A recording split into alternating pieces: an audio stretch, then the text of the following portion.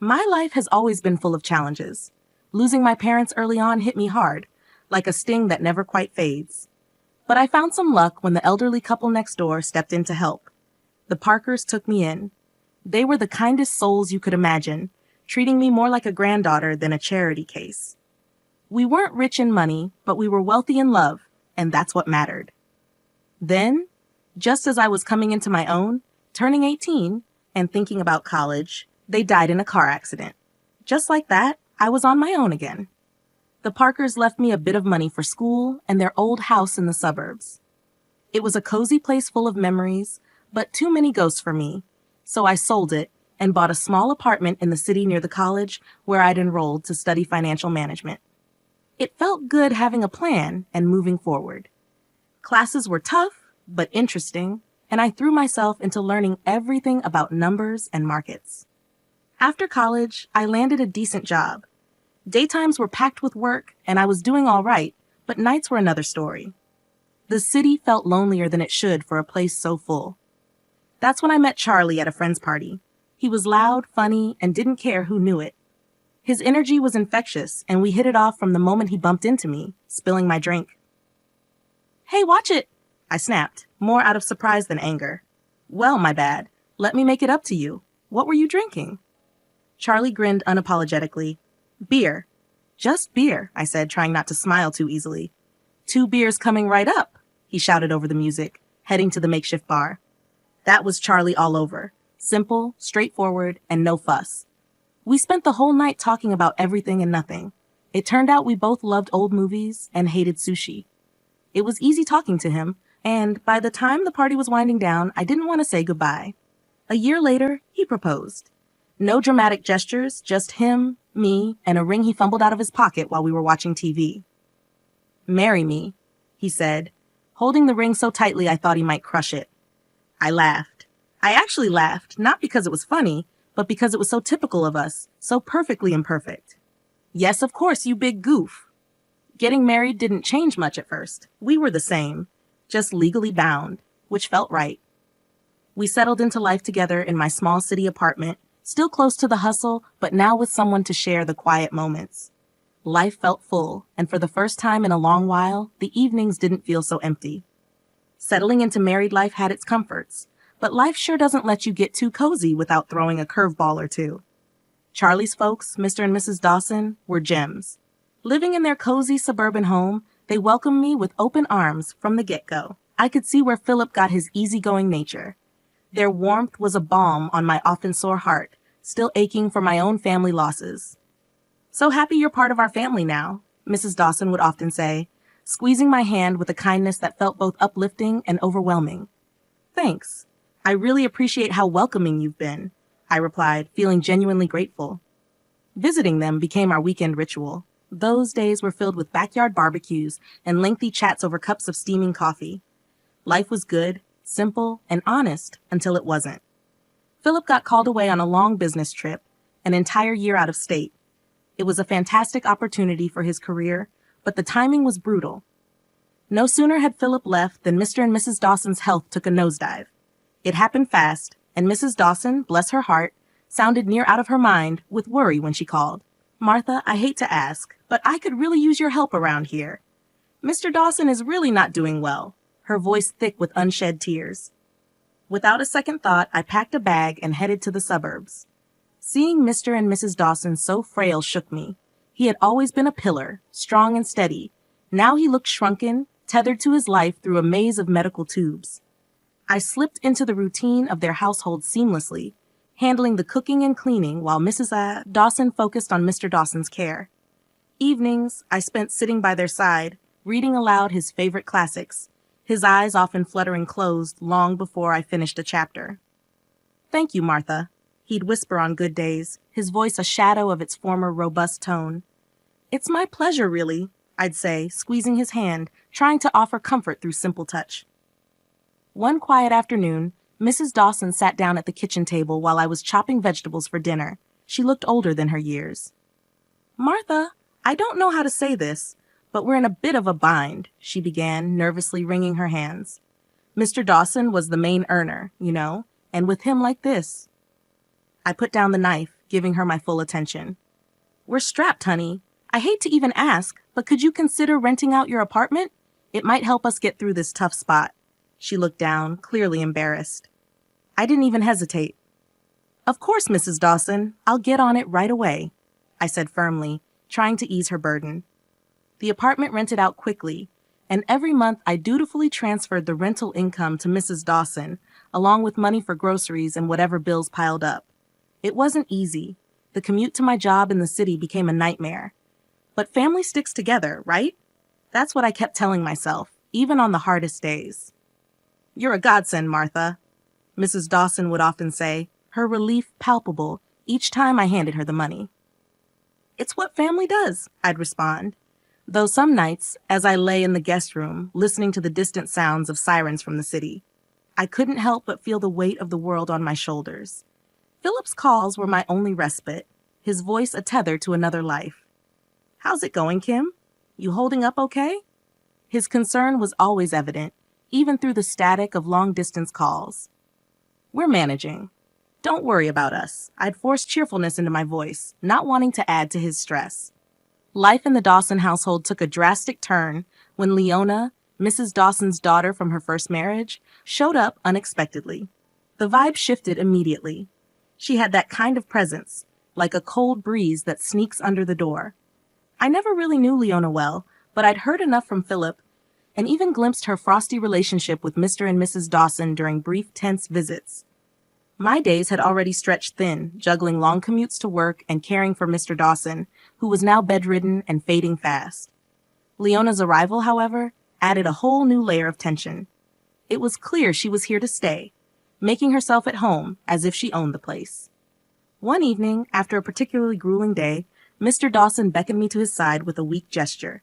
His voice was a hoarse whisper, strained and urgent. Martha, you need to watch out for Leona. She's a very bad person, he said, the gravity in his tone pulling a knot tight in my stomach. I understand, Mr. Dawson. I'll be careful, I promised, though I wasn't exactly sure what I was promising against.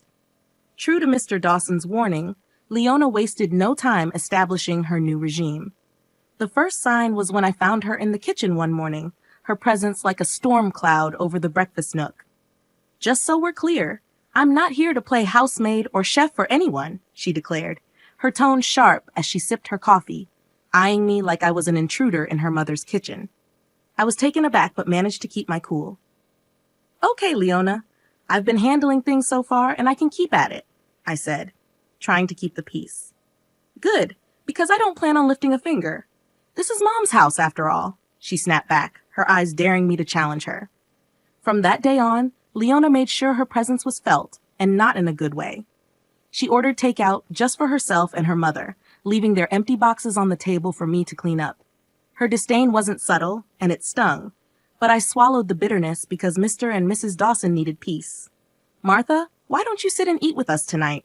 Mrs. Dawson asked one evening, a rare moment of old warmth in her voice. Before I could respond, Leona cut in sharply.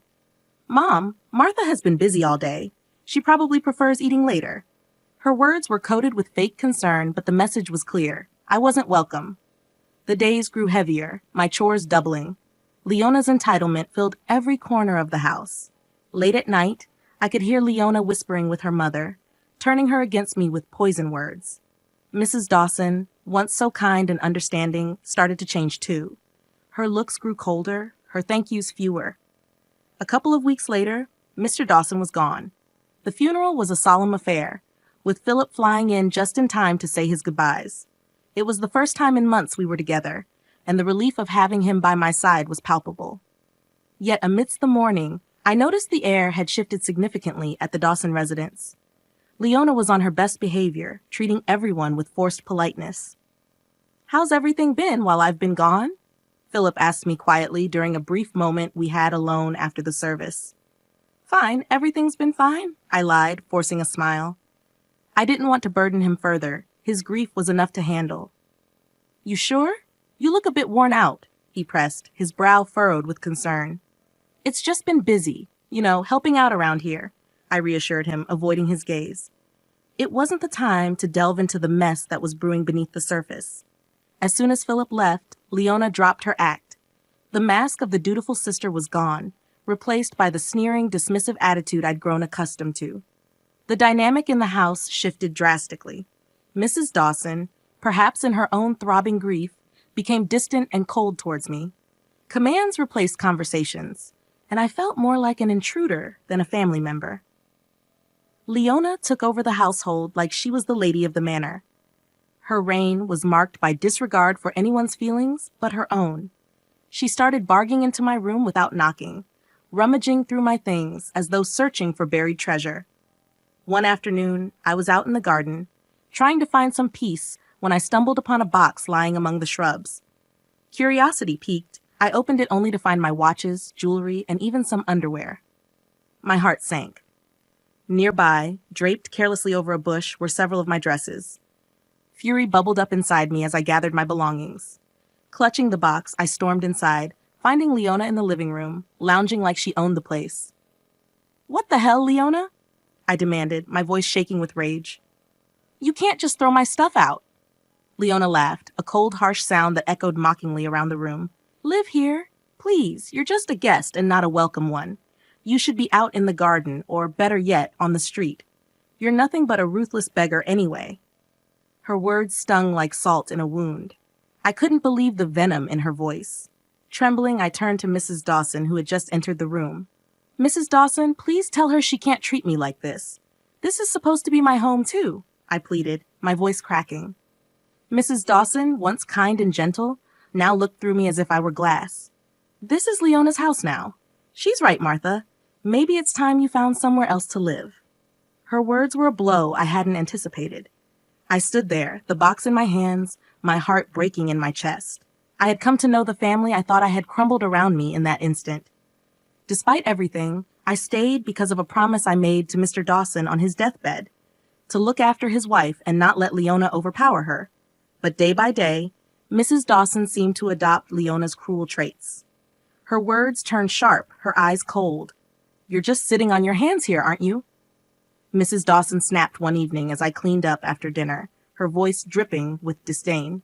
"I'm doing my best to keep things running smoothly," I replied, trying to keep my voice steady despite the hurt her words caused. "Best? Could have fooled me.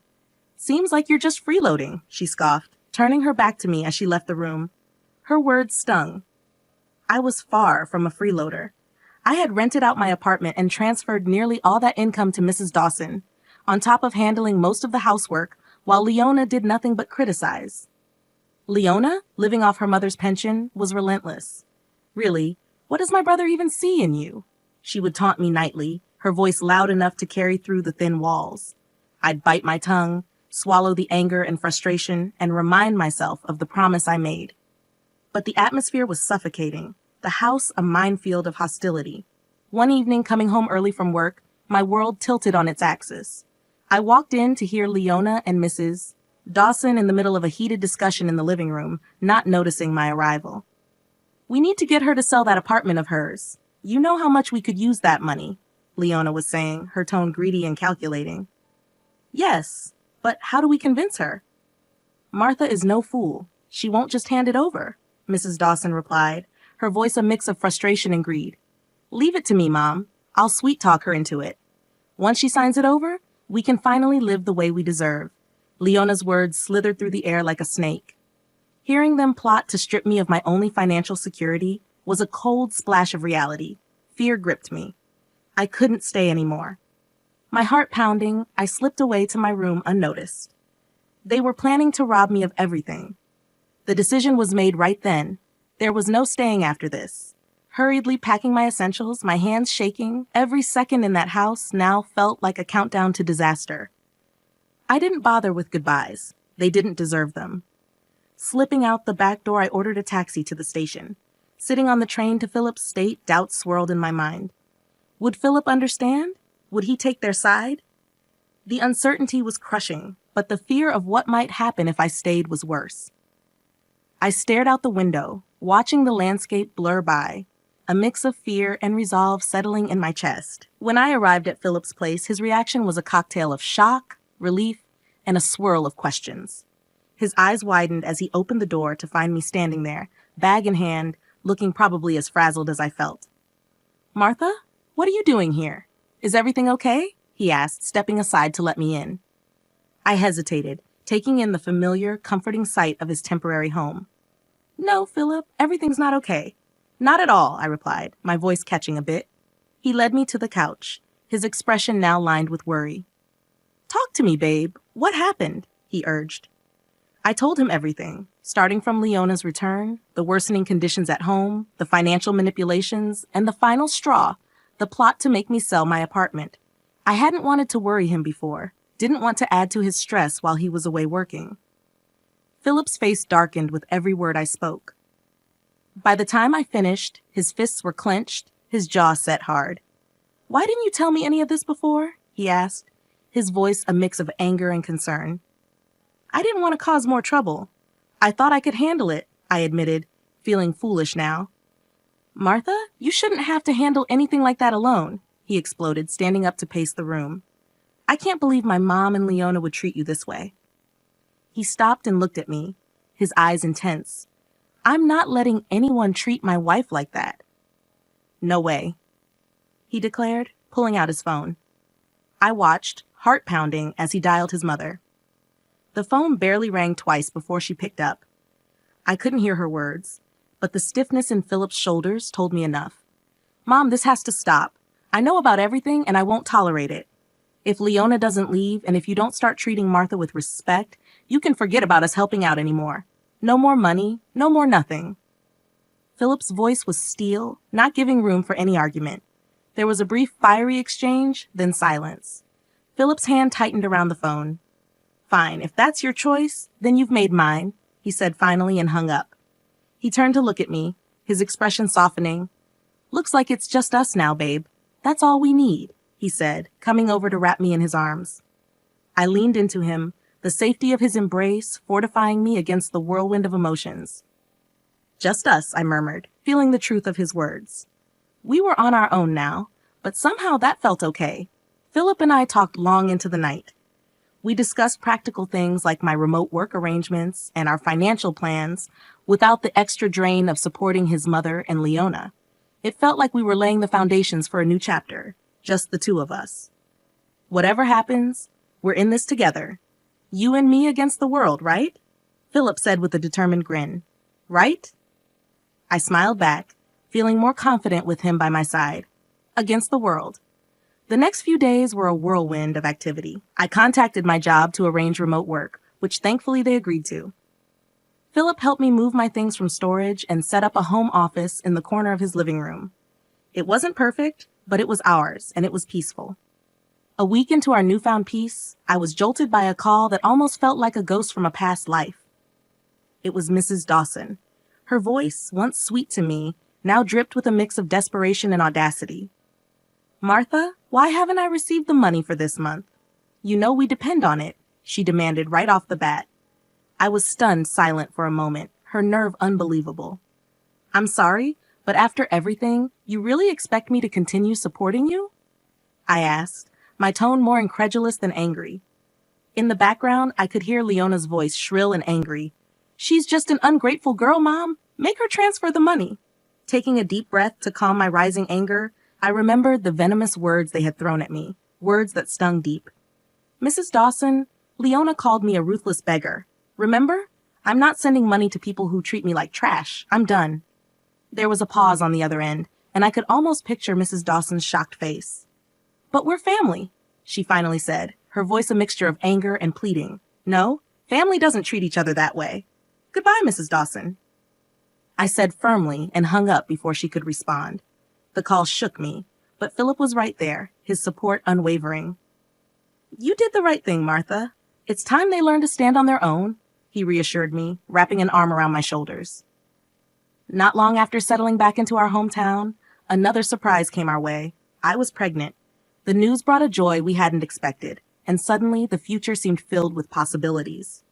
We decided it was time to sell my apartment and buy a small house in the suburbs, a place near a good school where our child could grow up. As we were planning our move, another call came, again from Mrs. Dawson. Her tone was different this time, desperate, almost pitiful. "Martha, I've made a mistake. Leona forced me to sell the house, took the money, and left me with nothing. Can I, Could I come and live with you and Philip? Her voice was shaky, pleading. After everything, this was a test of my resolve. Mrs. Dawson, you chose this path when you sided with Leona against us. You could have chosen differently, I said, my voice steady despite the turmoil inside. I know I've made mistakes, but you have a kind heart. Can't you forgive an old woman for her wrong choices? She implored. I sighed, feeling a pang of pity, but remembering the pain her choices had caused. I forgave you long ago, but that doesn't mean I can let you back into my life. You need to live with the consequences of your actions, just as I have, I replied and ended the call. Then, with a resolute tap, I blocked her number. We moved forward with our plans, purchasing a quaint house with a little garden, where our child could play. It was a lazy Sunday morning, the kind where you linger over coffee and the newspaper. I was flipping through the pages when a headline caught my eye. Local woman arrested for massive fraud scheme. There, staring back at me from the paper, was Leona, handcuffed and looking defeated. I couldn't help the mix of shock and, admittedly, a slight vindication that washed over me. Look at this, Philip, I called out, holding up the newspaper for him to see. It's Leona. She's been arrested for fraud. Philip took the newspaper, scanning the article with a serious expression. Wow. Can't say I'm surprised, but still, it's a lot to take in. Yeah, it is. But she made her choices, and now she's facing the consequences, I replied, feeling a closure I hadn't realized I needed. The news eventually drifted to us through friends that Mrs. Dawson was living in a tiny apartment, working 2 jobs to scrape by. Her pension wasn't enough to cover her living expenses and pay off the debt Leona had left her with. Did you hear about your mom? One of Philip's friends, Matt, brought it up one evening when they were over for a backyard barbecue.